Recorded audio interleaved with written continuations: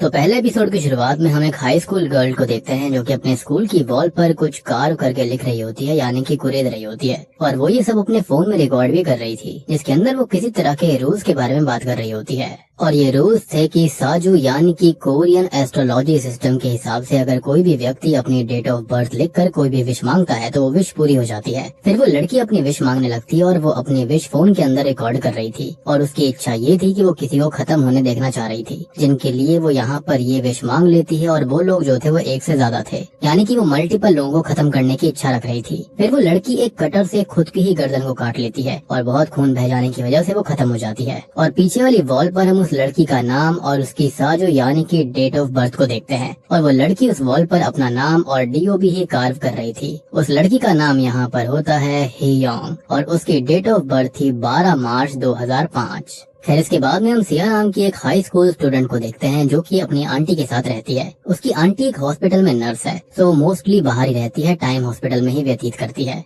फिर सिया स्कूल के लिए तैयार होने लगती है और उसके रूम में रखी हुई ट्रॉफीज और मेडल से साफ पता चल रहा था कि सिया असल में एक एथलीट है। खैर फिर इसके बाद में सिया को डाइनिंग टेबल पर उसकी आंटी का क्रेडिट कार्ड मिलता है जो कि वो उसके लिए छोड़ गई थी ताकि वो स्कूल में खर्चा वर्चा कर सके। फिर सिया तैयार हो जाती है और वो अपने क्लासमेट ग्योनवू को टेक्स्ट करती है जो कि उसके ऊपर वाले ही अपार्टमेंट में रहता है। फिर ग्योनवू जो होता है वो जल्दी से तैयार होकर लिफ्ट के पास आता है और वहाँ पर सिया उसका इंतजार कर रही थी। और अचानक से यहाँ पर होता ये है कि सिया जो होती है वो ग्योनवू की गाल पर किस कर देती है, क्योंकि वो दोनों कुछ समय से डेट कर रहे थे। और ये बात सिया और ग्योनवू ने ज्यादा किसी को नहीं बताई थी। खैर फिर वो दोनों स्कूल के लिए निकल पड़ते हैं, जिसके बाद में हम नारी नाम की एक और स्टूडेंट को देखते हैं। और ये जो है वो ग्योनवू और सिया की ही क्लासमेट है। अब वो अपने फोन में एस्ट्रोलॉजी चेक कर रही थी और आज की एस्ट्रोलॉजी के हिसाब से उसके मन में जो कुछ भी था उसको कह देना चाहिए। खैर अब उसके लाइफस्टाइल से साफ पता चल रहा होता है कि वो काफी अमीर घराने से आती है। इनफैक्ट वो स्कूल में भी कार से ही आया जाया करती थी, लेकिन जैसे ही वो बाहर ग्योनवू को देखती है तो वो कार से बाहर उतर जाती है क्योंकि उसे ग्योनवू पर क्रश था और वो जाकर ग्योनवू से चिपकने लगती है। और तभी वहाँ पर ह्योंगवुक नाम का एक और स्टूडेंट आ जाता है और वो नारी को मजाक मजाक में ग्योनवू से दूर कर देता है, क्योंकि ह्योंगवुक जो है वो ग्योनवू का बेस्ट फ्रेंड है और सिया और ह्योंगवुक एक दूसरे को भाई बहन मानते हैं। अब यहाँ पर सिया ने बस ह्योंगवुक को ग्योनवू और खुद के बारे में बताया था कि वो डेट कर रहे हैं, तो सिया ह्योंगवुक को इशारों में कहती है कि वो किसी तरह इस बात को नारी के सामने लीक कर दे कि ग्योनवू और सिया डेट कर रहे हैं। और ह्योंगवुक जो होता है वो ऐसा ही करता है और वो नारी को तंग करने लगता है। खैर अब वो ग्योनवू से ही पूछने लगता है कि वो और सिया हमेशा दोनों साथ में दिखते हैं, तो कहीं वो दोनों डेट तो नहीं कर रहे। और नारी ये बात सुनकर खुश नहीं लग रही थी, यानी कि इनडायरेक्टली ये बात लीक कर दी गई थी। तो ह्योंगवुक नारी से पूछता है कि कहीं उसे ग्योनवू से प्यार तो नहीं है, तो वो कहती है कि हाँ उसे प्यार है। लेकिन ह्योंगवुक जो होता है वो उसकी बात को मजाक में ले जाता है और कहता है कि ऐसी बात है तो वो भी नारी से प्यार करता है। और ह्योंगवुक से तंग आकर नारी वहाँ से सीधा अपनी क्लास में चली जाती है।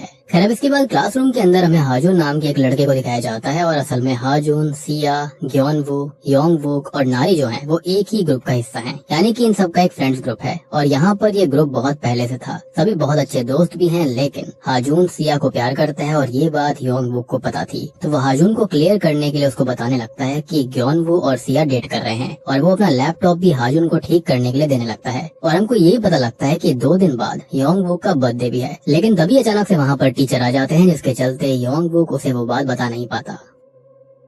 फिर टीचर उनके आखिरी टेस्ट के मार्क्स बताते हैं और पूरे सिटी में मैथ्स में 100% लेने वाले 2 स्टूडेंट उनकी ही क्लास से थे और वो दोनों स्टूडेंट थे हाजून और ह्योंगवुक। लेकिन सभी स्टूडेंट्स और टीचर काफी हैरान थे क्योंकि हाजून तो बहुत स्मार्ट था, तभी तो ह्योंगवुक उसको लैपटॉप ठीक करने दे रहा था। लेकिन ह्योंगवुक जो था वो बिल्कुल उसका उल्टा था, वो बिल्कुल भी अच्छा नहीं था पढ़ाई में। लेकिन यहाँ पर उसने फिर भी 100% स्कोर किया था। लेकिन टीचर का साफ कहना था कि टेस्ट में चीटिंग का कोई चांस ही नहीं था, तो ह्योंगवुक ने चीटिंग नहीं करी और वाकई में के 100% आए हैं। अब तभी ह्योंगवुक के फोन पर गिरिगो नाम के एक ऐप का नोटिफिकेशन आता है और ह्योंगवुक की विश पूरी हो गई थी। फिर रिसेस टाइम में पूरा का पूरा ग्रुप यानी कि सिया, ग्योनवू, नारी और हाजून जो होते हैं वो ह्योंगवुक से पूछते हैं कि उसने मैथ्स में 100% कैसे लिए। और तब जाकर ह्योंगवुक उनको बताता है कि उसे गिरिगो नाम के एक ऐप के बारे में पता चला था, जिसमें अगर आप अपनी डेट ऑफ बर्थ लिखकर अपनी इच्छा उस ऐप के अंदर रिकॉर्ड करके सेंड कर दोगे तो विश पूरी हो जाएगी। लेकिन विश पूरे मन से मांगनी पड़ती है, तभी वो विश पूरी पूरी होती है। अब उसकी बात सुनकर कोई भी उसका विश्वास नहीं कर रहा होता, लेकिन फिर भी वो सभी के फोन पर उस ऐप का लिंक भेज देता है क्योंकि वो ऐप सर्च करने पर नहीं मिलने वाला था।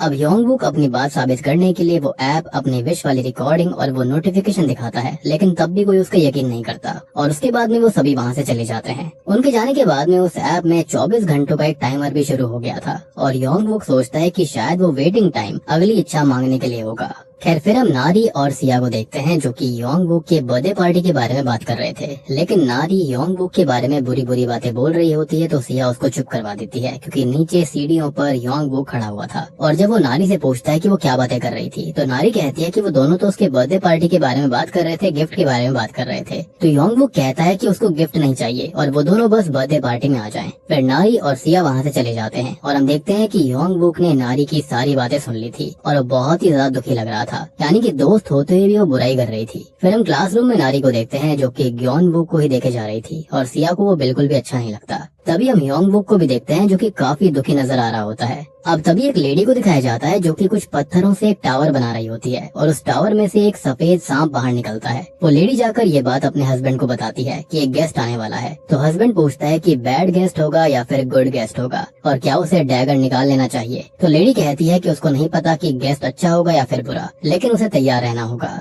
यानी कि ऐसा लग रहा था कि इस कपल को कुछ तो पता था जो कि बाकी लोगों को नहीं पता है। खैर स्कूल के बाद में सिया को दिखाया जाता है जो कि कुछ स्पोर्ट्स के अंदर काफी अच्छा परफॉर्म कर रही थी, जैसे कि long jump, high jump, 100 meter race, marathon etcetera. लेकिन ग्योनवू जो होता है वो अच्छा परफॉर्म नहीं कर रहा होता क्योंकि उसके मन में पिछले साल हुई डिस्क्वालिफिकेशन का डर था और इस वजह से कोच ग्योनवू को डांटने लगती है। फिर सिया ग्योनवू को समझाती है कि वो प्रैक्टिस को प्रैक्टिस की तरह समझकर करे, ना कि मैच की तरह, जिससे कि उसकी परफॉर्मेंस अच्छी होगी। अब शाम की प्रेप क्लासेस के अंदर योंगबुक और हाजुन को दिखाया जाता है और हाजुन गौर करता है कि योंगबुक ठीक नहीं लग रहा था और वो यहाँ पर किसी तरह की पिल्स भी खा रहा होता है। मीनवाइल कोच सिया को बताती है कि सिया नेशनल्स के लिए सिलेक्ट हो गई है और इस बात से वो बहुत खुश थी। फिर कोच ये भी बोलती है कि उसे सिया और ग्योनवू के डेट करने के बारे में पता है और वो उसे ग्योनवू को भी प्रैक्टिस में लेकर आने के लिए कहती है। अब तभी योंगबुक को सिया की कॉल आती है, लेकिन सिया कुछ बोल नहीं रही थी तो वो बाहर चला जाता है और बाहर उसको एक बिल्ली दिखती है जो कि खिड़की पर टैप करके चली जाती है। तभी योंगबुक फोन पर सुनता है कि ग्योनवू, नारी और सिया कॉन्फ्रेंस पर उसके बारे में बात कर रहे थे, वो भी गलत गलत बातें, और उसकी बर्थडे पार्टी मिस करने की बात बोल रहे थे। और तभी अचानक कॉल भी कट हो जाती है तो योंगबुक सिया को कॉल करने लगता है, लेकिन सिया तो कोच के साथ थी और उसका फोन उसके बैग में उसके लॉकर में था, यानी कि कॉल सिया ने कभी किया ही नहीं था, यानी कॉन्फ्रेंस कॉल जो थी वहाँ पर ऐसी हुई नहीं थी। फिर सिया अपने लॉकर से अपना बैग उठाकर घर जाने लगती है और बाकी सभी स्टूडेंट्स भी घर जा रहे थे, लेकिन योंगबुक वापस क्लास में जा रहा होता है।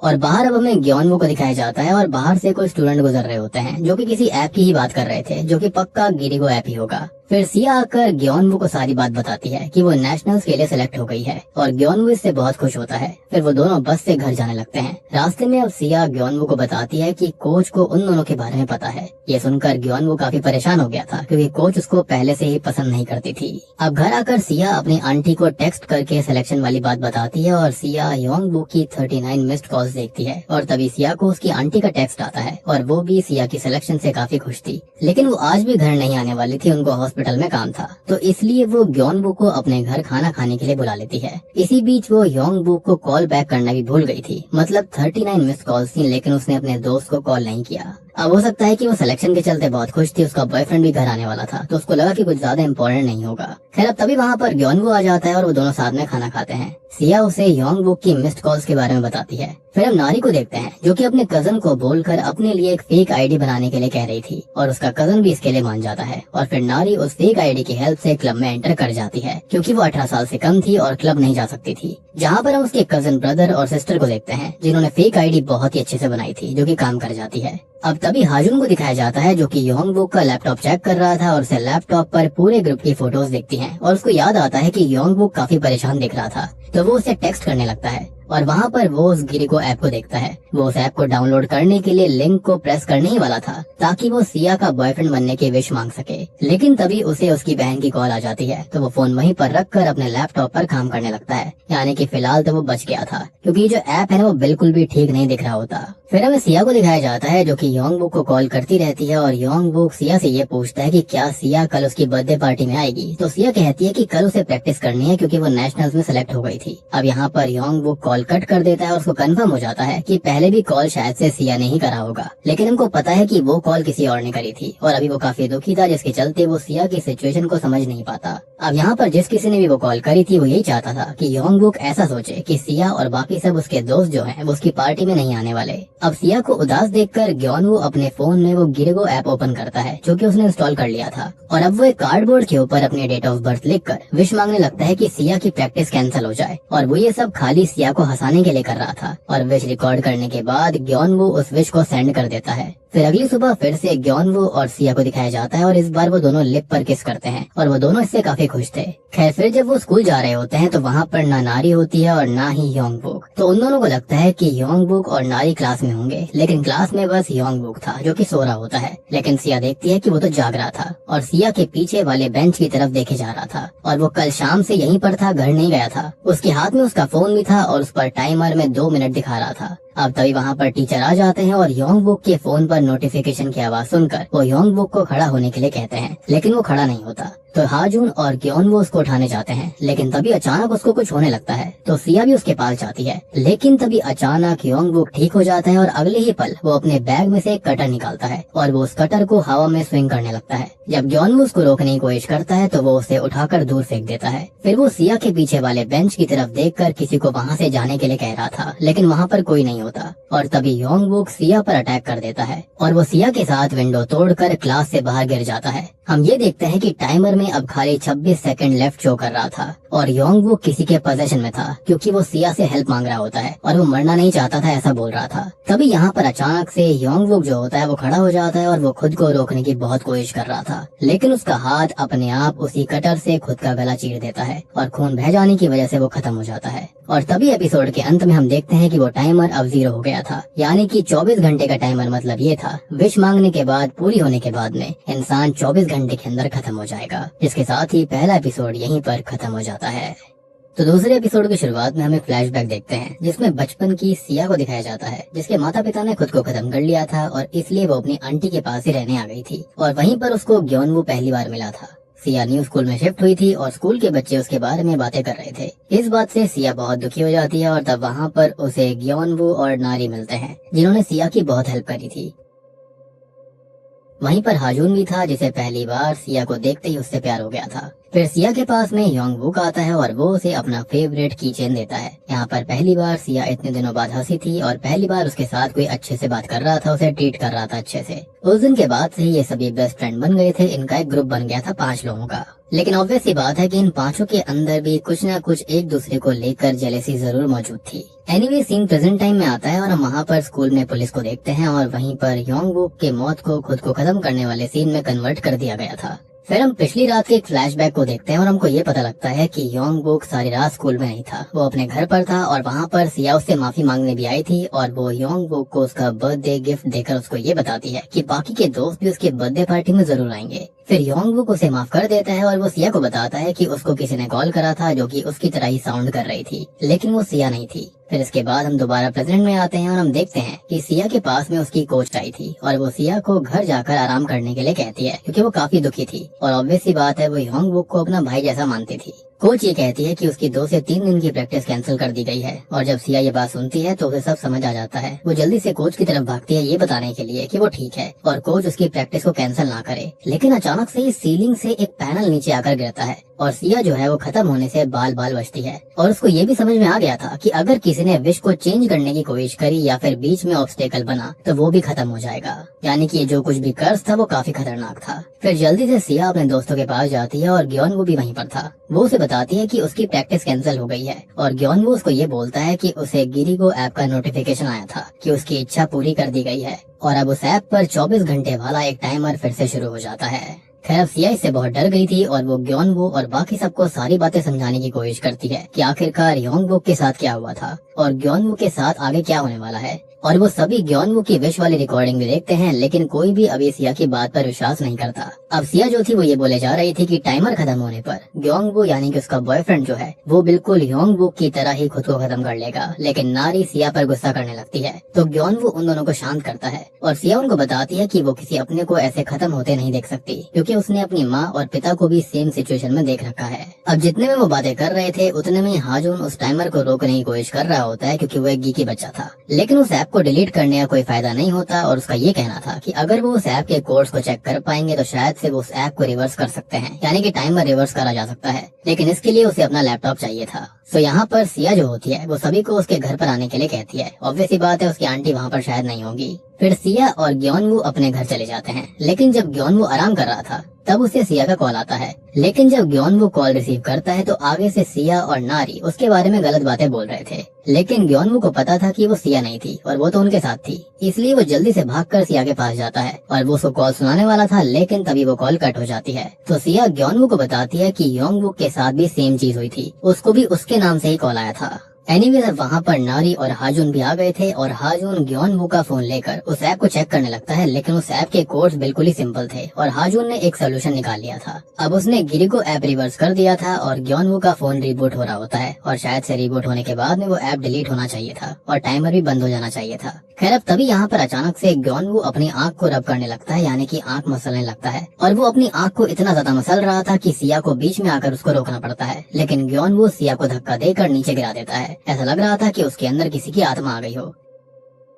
फिर हम देखते हैं कि उसकी आंख पूरी तरह लाल हो गई थी और वो किसी इनविजिबल व्यक्ति की तरफ पॉइंट कर कर उसको दूर रहने के लिए बोल रहा होता है, जैसे कि यहाँ पर योंगबुक ने भी किया था। कि तभी ग्योनवू जो होता है उसको कोई कंट्रोल करने लगता है और ग्योनवू खुद की आंख को ही हर्ट कर लेता है और तभी हम उसके ऊपर उसी इनविजिबल शक्ति को देखते हैं जिसे सिर्फ ग्योनवू ही देख पा रहा था। और असल में ये कोई और नहीं बल्कि एपिसोड 1 के शुरुआत वाली ही लड़की थी, यानी कि हियोंग। और सबसे बड़ी बात कि ये उसकी वेंजफुल स्पिरिट थी जिसने कि ग्योनवू को पजेस कर लिया था। और इस बात का पता उस लेडी को भी पता चल गया था जिसको हमने पहले एपिसोड के अंदर देखा था, जिसके सामने एक सफेद रंग का सांप आया था जिसने कि किसी को एक डैगर निकालने के लिए कहा था। अब पजेस्ड हुआ ग्योनवू सभी पर हमला करने लगता है और तभी उसका फोन भी ऑन हो जाता है, लेकिन टाइमर अभी भी चल रहा था, यानी कि जो कुछ भी था वो इस ऐप से रिलेटेड था।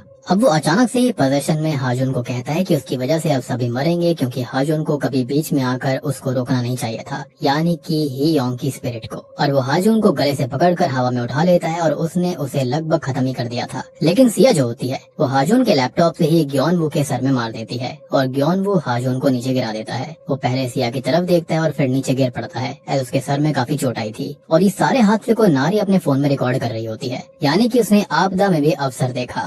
अब इन सब से होता यह है कि सारे के सारे दोस्त बहुत डर जाते हैं, जिसके बाद में ग्योनवू को हॉस्पिटल लेकर जाया जाता है और सिया को भी हॉस्पिटल में एडमिट कर दिया गया था। फिर डॉक्टर आकर सिया को बताती है कि ग्योनवू की कंडीशन बहुत सेंसिटिव है। अब सिया से मिलने वहाँ पर नारी आती है। वो उसको ये बताती है कि ग्योनवू के माता पिता सिया को ही ग्योनवू की ऐसी कंडीशन का रिस्पॉन्सिबल मान रहे हैं। अब असल में नारी वहाँ पर शायद से सिया का ध्यान रखने आई थी या फिर एक्टिंग कर रही थी, लेकिन सिया उसको ये कहती है कि वो ठीक है और वो नारी को सिया के घर पर जाकर अपना सामान लेकर अपने घर जाने के लिए कहती है और वो घर का पिन भी अपनी डेट ऑफ बर्थ उसको बता देती है। अब नारी वहाँ से चली जाती है और तभी हमें हाजुन को दिखाया जाता है, जिसे उसकी बड़ी बहन हायंग का कॉल आता है। हम देखते हैं कि हायंग वही लेडी है जिसे हमने पहले देखा था और उसके सामने एक सांप आया था, यानी कि सफेद रंग का। असल में वो एक शेमन है, मीडियम है और साइकिक है। और वो हाजुन को बताती है कि हाजुन और उसके दोस्तों के पीछे एक वेंजफुल स्पिरिट है और उन्होंने एक वेंजफुल स्पिरिट को प्रोवोक किया है। पहले तो हाजुन अपनी बहन का यकीन नहीं करता, लेकिन जब हाजुन को वो सारे हादसे डिटेल में बताती है जो कि हाजुन और उसके दोस्तों के साथ हुए थे, तो हाजुन समझ जाता है कि हाँ, उसकी बहन बिल्कुल सच बोल रही थी।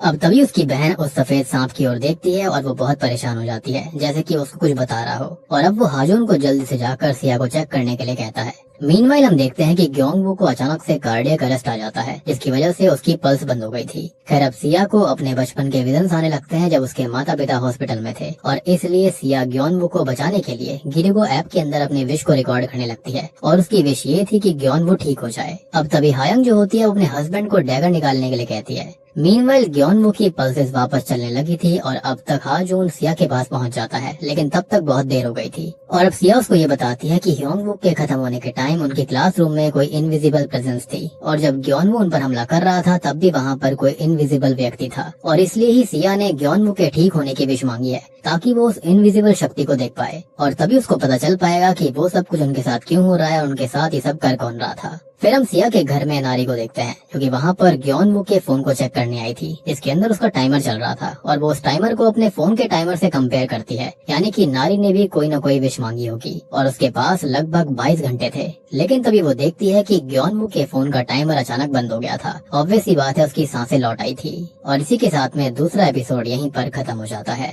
अब तीसरे एपिसोड की शुरुआत में हाजुन जो होता है वो सिया को बताता है कि उन लोगों को उसकी बड़ी बहन हायंग के पास जाना होगा, और उसने अपने सभी दोस्तों से अपनी बड़ी बहन के बारे में झूठ कहा था कि वो फॉरेन में स्टडी कर रही है, लेकिन असल में हायंग एक बहुत ही अच्छी जॉब छोड़कर एक शेमन बन गई थी, और अब उन दोनों के पास उनको जाना पड़ेगा। और फिर ये दोनों बिना देरी किए हायंग से मिलने निकल पड़ते हैं, लेकिन उसका घर असल में जंगल के बीचों बीच था और बहुत ही ज्यादा दूर भी था। तो वो जिस कैब में आए थे उसका ड्राइवर उनको रास्ते में ही छोड़ देता है, क्योंकि आगे रास्ता सुनसान था और सामने रोड पर एक पेड़ भी गिरा हुआ था। फिर वो दोनों ही पैदल ही चलने लगते हैं और वो दोनों भटक गए थे, और ऊपर से सिया एक इंसेक्ट से डरकर भागने लगती है। लेकिन अच्छी बात ये होती है कि गनीमत से उसके भागने की वजह से वो दोनों ही हायंग के घर के पास पहुंच गए थे, और मुझे लगता है कि ये कोई कोइंसिडेंस नहीं था, बल्कि पक्का कोई शक्ति थी जो कि इनको यहाँ तक लेकर आई थी। अब वो हायंग के घर के गेट तक पहुंच जाते हैं, और वहाँ पर हाजून सिया को बताता है कि वहाँ पर वो पहले 2-3 बार आया है, लेकिन वहाँ एक आदमी रहता है जो कि उसकी बहन की रक्षा करता है, और वो जितनी बार भी वहाँ पर आया उस आदमी ने उसे ये बोलकर वहाँ से भगा दिया कि अगर हायंग उस गेट से बाहर गई तो वो मारी जाएगी। खैर फिर वो आदमी गेट खोलता है और हमको पता चलता है कि जिस आदमी की बात हाजून कर रहा था वो आदमी असल में कोई और नहीं बल्कि हायंग का ही पति है, जिसका नाम है बांग्योल। अब पहली बार ऐसा होता है कि वो उन दोनों को देखते ही अंदर आने के लिए कहता है। तभी सिया को ग्योनवू की कॉल आती है और वो सिया से ये पूछ रहा था कि वो है कहाँ पर। कि तभी हायंग जल्दी से घर से बाहर भाग कर आती है और वो सिया को कॉल का जवाब देने से मना कर देती है। और तभी अचानक से होता ये है कि हियंग की स्पिरिट जो होती है वो सिया को परेस कर लेती है और वो सिया को हर्ट करने लगती है। तो हायंग बांग्यूल को बोलकर रोप मंगवाती है, यानी कि रस्सी, और वो सिया को रोप से बांध देती है। और फिर होता यह है कि सिया से उसके फोन को अलग करना पड़ता है, और इसके अंदर उसे काफी दिक्कत हो रही थी, लेकिन वो सिया के हाथ से वो फोन नीचे गिरा देती है, जिसके चलते सिया बेहोश हो गई थी। फिर हायंग जो होती है वो अपने भाई को ये बताती है कि इस वक्त सिया का फोन जो है वो उसी वेंजफुल स्पिरिट का एक वेसल है, और उनको एक रिचुअल करना होगा। अगर रिचुअल पूरा हो गया तो वो सिया को बचा सकते हैं। अब फाइनली हायंग और बांग्यूल वो रिचुअल शुरू करते हैं, जिसके लिए वो सिया का फोन एक बोल के अंदर रख देते हैं। फिर सिया उस वेंजफुल स्पिरिट की कर्ज वर्ल्ड के अंदर पहुंच गई थी, और वहाँ पर हायंग उसको बताती है कि अगर सिया को कर्ज से आजाद होना है तो उसे वो रिचुअल पूरा करना होगा, और इसके लिए उसे 3 दरवाजे ढूंढकर उनको क्रॉस करना होगा इस वर्ल्ड के अंदर। फिर हायंग बांग्यूल को पहला दरवाजा खोलने के लिए कहती है, और वो एक इंसेंस स्टिक जलाता है, यानी कि धूप बत्ती या अगरबत्ती। और यहाँ पर जब तक ये इंसेंस स्टिक जलेगी तब तक ही उसके पास वक्त रहेगा एक दरवाजे को खोलने का। अचानक से तभी तेज हवा चलने लगती है और वो एक डैगर से हायंग और सिया के अराउंड एक सर्कल बना देता है, और वो हवा अचानक बंद हो गई थी, यानी कि कोई भी नेगेटिव एनर्जी अब यहाँ पर एंटर नहीं कर सकती थी। फिर इसके बाद में हायंग वापस से सिया के पास जाती है और वो उसको पहला गेट दिखाती है। बेसिकली यहाँ पर हायंग की स्पिरिट उसको गाइड कर रही थी, लेकिन वो खुद उसके साथ नहीं जा सकती थी, तो वो उसको एक सफेद धागे के जरिए हेल्प करने वाली है, जो सिया के हाथ पर बंधा हुआ था। और वो सिया को वार्न करती है कि चाहे कुछ भी हो जाए सिया पीछे मुड़कर नहीं देखेगी, वरना वो वेंजफुल स्पिरिट जो है वो हायंग को देख लेगी और हायंग फिर सिया की हेल्प नहीं कर पाएगी। खैर अब हायंग अपना डिवाइन मास्क पहनती है और सिया पहला दरवाजा खोलती है और अंदर जाती है। दरवाजा क्रॉस करते ही वो अपने स्कूल में पहुंच गई थी, और वहाँ वो वेंजफुल स्पिरिट ह्योंगवुक के रूप में उसको हॉन्ट कर रही होती है, और वो बार बार सिया के सामने आकर ह्योंगवुक के खुद को खत्म करने वाले सिनेरियो को दिखा रही थी। अब वहाँ से भागने के लिए सिया खिड़की खोलती है, लेकिन खिड़की के बाहर जैसे ही वो सर निकालती है तो वो हर तरफ खुद को देखती है, यानी कि सिर्फ दरवाजा ढूंढ कर ही वहाँ से वो निकल सकती थी। लेकिन वो वेंजफुल स्पिरिट जो होती है वो सिया को लगातार हॉन्ट करे जा रही थी। लेकिन तभी सिया को एहसास हो जाता है कि वो वेंजफुल स्पिरिट यही तो चाहती है, सो वो यहाँ पर ह्योंगवुक को इग्नोर करके वहाँ से भागने लगती है, और फाइनली उसको पहला दरवाजा मिल गया था जिसको खोलकर वो अंदर चली जाती है। अब असल दुनिया में हायंग जो होती है वो बांग्यूल को सेकंड दरवाजा खोलने के लिए कहती है। फिर बांग्यूल एक और इंसेंस स्टिक जलाता है और सिया अचानक अपने सामने अपने पिता की कार को देखती है। कार के अंदर उसके माता पिता बहुत ही बुरी हालत में थे और उसकी माँ कार के बाहर खत्म हो गई थी। उसके साथ साथ सिया भी होती है और ये उस रात का सिनेरियो था जब उसके माता पिता खत्म हुए थे। और तभी हमें सिया के फ्लैशबैक दिखाए जाते हैं जहाँ पर सिया के माता पिता का एक्सीडेंट हुआ था और उन्होंने खुद को खत्म नहीं किया था। और हादसा इसलिए हुआ था क्योंकि सिया ने अपने डैड का ध्यान रोड से भटका दिया था, लेकिन उसने वो जानबूझकर बिल्कुल नहीं किया। लेकिन फिर भी सिया के मन में आज भी इन सब चीजों का गिल्ट था। खैर अब असल दुनिया में बांग यूल हायंग से कहता है कि टाइम खत्म हो रहा है और अगर इंसेंस स्टिक खत्म हो गई तो सिया वहीं पर फंस जाएगी। तो हायंग ये कहती है कि अगर ऐसा हुआ तो वो अपना मास्क उतार देगी, लेकिन इससे वो भी वहाँ पर सिया के साथ फंस सकती है।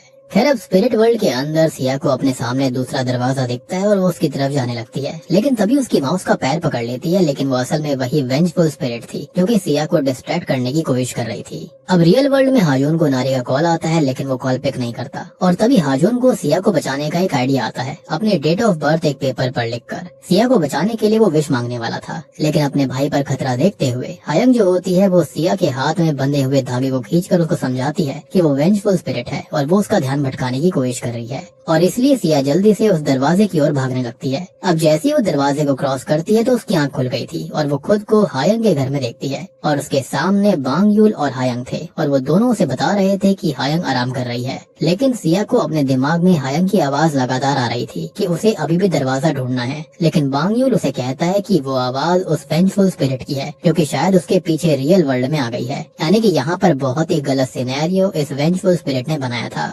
लेकिन जो रियल हायंग होती है वो अभी भी उसके दिमाग में उस आवाज को पहुंचा रही थी कि अभी भी उसको तीसरा दरवाजा खोलना है। लेकिन सिया बहुत ही ज्यादा कंफ्यूज हो गई थी कि आखिरकार हो क्या रहा है और उसको समझ में नहीं आ रहा होता कि वो करे क्या, कि तभी अचानक से हाजून भी ग्योनवू की तरह पजेस्ड हो जाता है और वो भी खुद को हर्ट करने लगता है। तो बांग यूल कहता है कि अगर सिया पीछे मुड़कर देख लेगी तो वो उस वेंजफुल स्पिरिट को मार पाएगा। यानी कि ये भी एक गलत सिनेरियो वेंजफुल स्पिरिट ने बनाया था। अब सिया जो होती है वो हाजून की ऐसी हालत नहीं देख पाती और वो पीछे मुड़कर देख लेती है।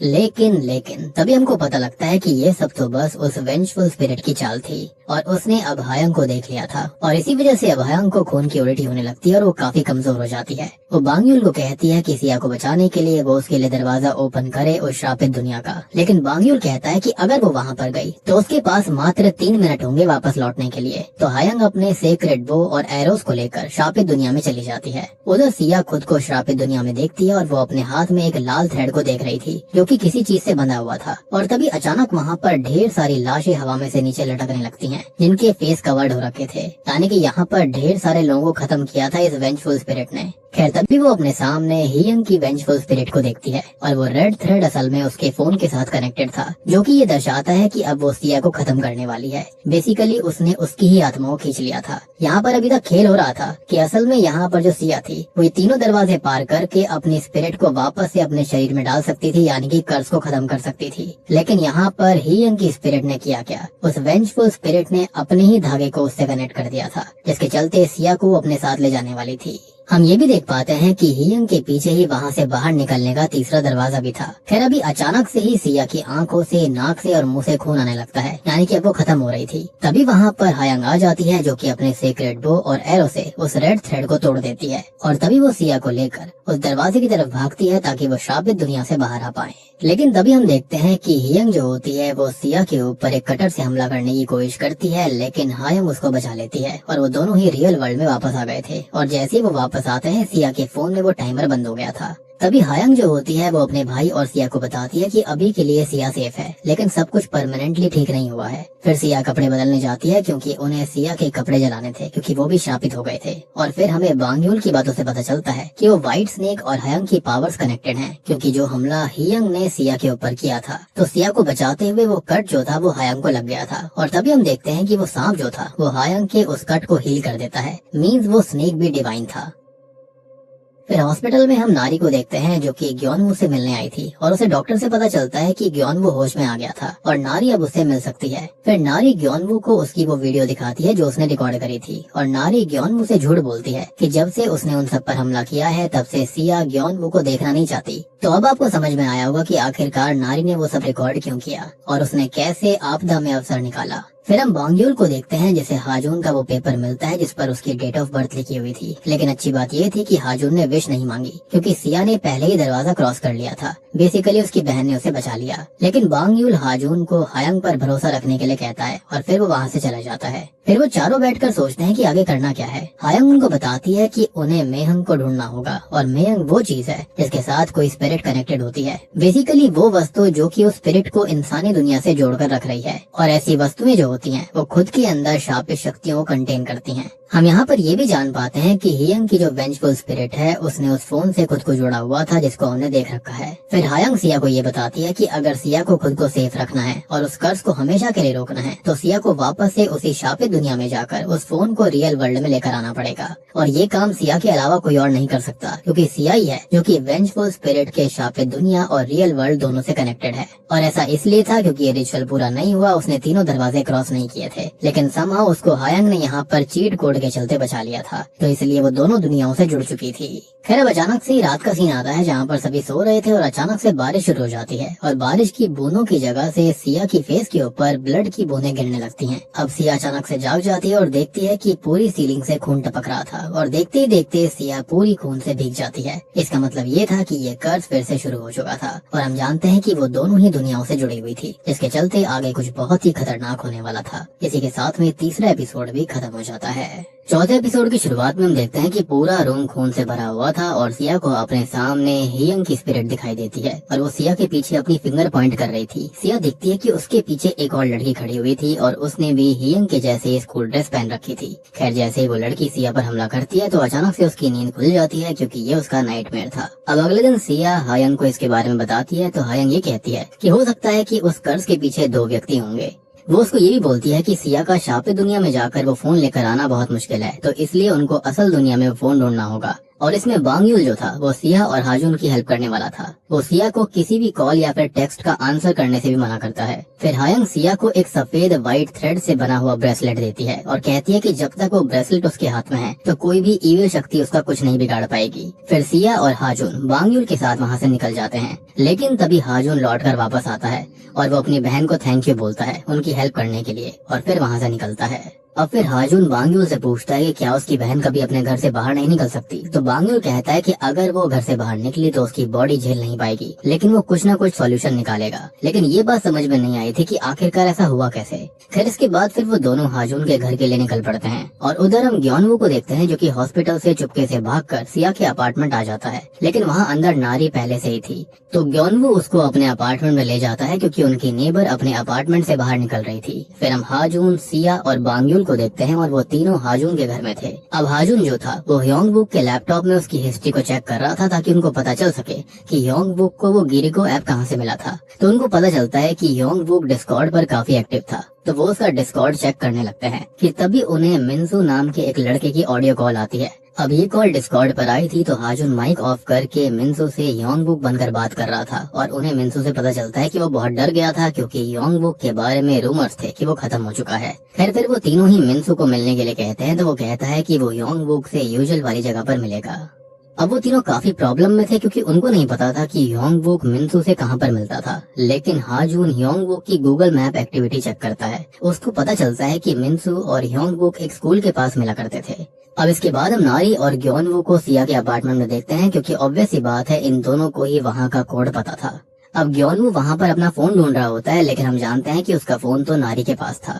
खैर उसे अपना फोन कहीं नहीं मिलता तो वो नारी से उसका फोन मांगता है और खुद की वीडियो देखता है जो कि नारी ने रिकॉर्ड करी थी। अब हमको सिया, बांग्यूल और हाजून को दिखाया जाता है और वो मिन्सू से मिलने आए थे, लेकिन मिन्सू बांग्यूल को देखकर वहाँ से भागने लगता है और वो उन तीनों को बहुत भगाता है और एक बिल्डिंग की रूफ पर चढ़ गया था और लैडर नीचे फेंक देता है। लेकिन सिया उसका पीछा करती है और क्योंकि वो एथलीट थी तो वो आसानी से जंप करके रूफ पर कूद जाती है। फिर वहाँ बांग्यूल और हाजून भी आ गए थे और वो तीनों मिन्सू से सवाल पूछने लगते हैं। फिर उन्हें मिन्सू से पता चलता है कि वो ह्योंगबुक को उसकी मेडिसिन देने के लिए मिलता था और आपको याद होगा कि हमने ह्योंगबुक को स्कूल के अंदर किसी तरह की पिल्स लेते देखा था, तो वो पिल्स उसको मिन्सू नहीं दी थी।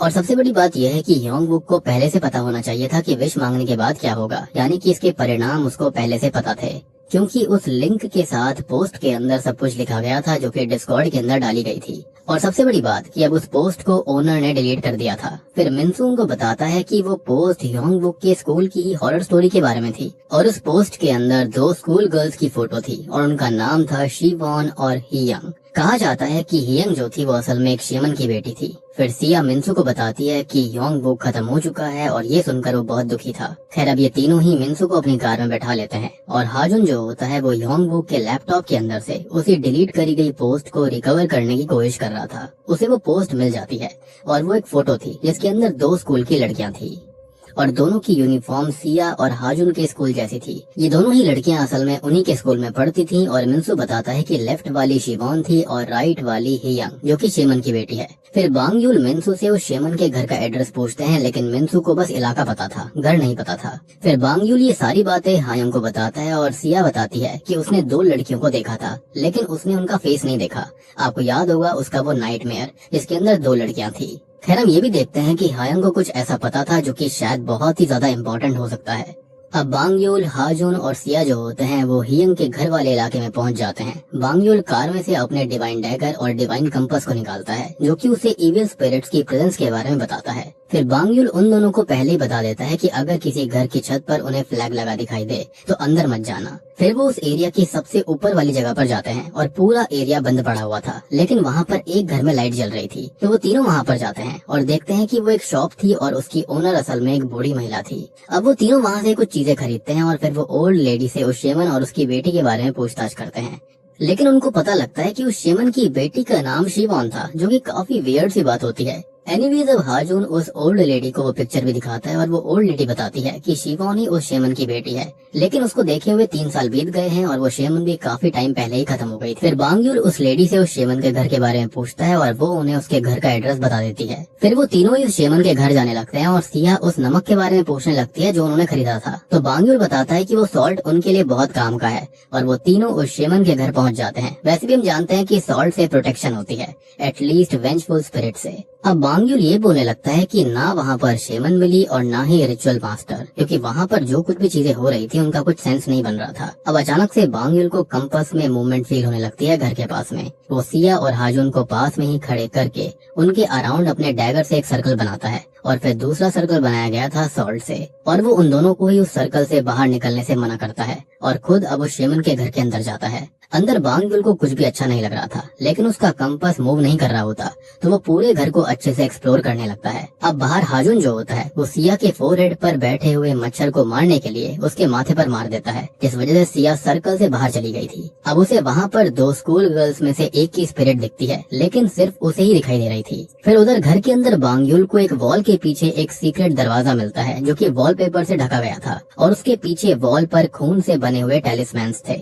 और जब बांगयुल वो दरवाजा खोलता है तो वो हैरान रह जाता है क्योंकि अंदर बहुत ही डरावनी चीजें थी और अंदर एक वुडू वाला रिचुअल करा गया था और वही एक स्कूल गर्ल की ड्रेस भी थी जिसके अंदर कुछ बाल थे और उसके ऊपर एक टेलिस्मैन भी था जो कि किसी से प्रोटेक्शन के लिए बनाया गया था। अब क्योंकि बांगयुल को तो कुछ भी समझ में नहीं आ रहा होता तो वो हर एक चीज की फोटो क्लिक करने लगता है ताकि वो सारी चीजों को हायंग को दिखाएगा। अब उसे वहाँ पर एक छोटा सा दरवाजा भी दिखता है और जब वो उसको खोलता है तो उसके पीछे खिड़की थी और खिड़की के अंदर मरी हुई रेवन बर्ड्स फंसी हुई थी। Damn this raven bird again. अब बाहर सिया उस स्कूल गर्ल की स्पिरिट का पीछा करती है और उसके पीछे हाजुन भी चला गया था, यानी कि ये प्रोटेक्शन सर्कल से बाहर थे। और सिया देखती है कि उस लड़की की स्पिरिट उसे जमीन की तरफ पॉइंट करके कुछ बताना चाह रही थी और अचानक वो गायब हो जाती है। फिर जल्दी से जाकर सिया वहाँ चेक करती है जहाँ पर उस स्पिरिट ने पॉइंट किया था। वहाँ पर एक स्कूल गर्ल की ड्रेस थी, यानी कि अंदर भी और बाहर भी, और उसकी पॉकेट के अंदर एक फोटो थी जिसके अंदर शिवॉन और हियंग थी। फिर सिया और हाजुन बांगयुल को आवाज लगाकर बुलाते हैं और वो उसको सारी बात बोलते हैं। खैर वो तीनों ही कार में बैठकर वहाँ से जाने लगते हैं और बांगयुल वो सारी पिक्चर जो उसने क्लिक करी थी वो उनको अपनी बीवी हायंग को भेज देता है। अब हायंग भी काफी हैरान थी क्योंकि उन पिक्चर से साफ पता चल रहा था कि शिवॉन की मॉम कोई नॉर्मल शेमन नहीं थी। फिर बांगयुल कहता है कि वो पता लगा सकता है कि वो किस तरह की शेमन थी, लेकिन हायंग कहती है कि उन्हें बस उस मेहंग वाले फोन को ढूंढना है और बाकी चीजों से उनका मतलब नहीं था।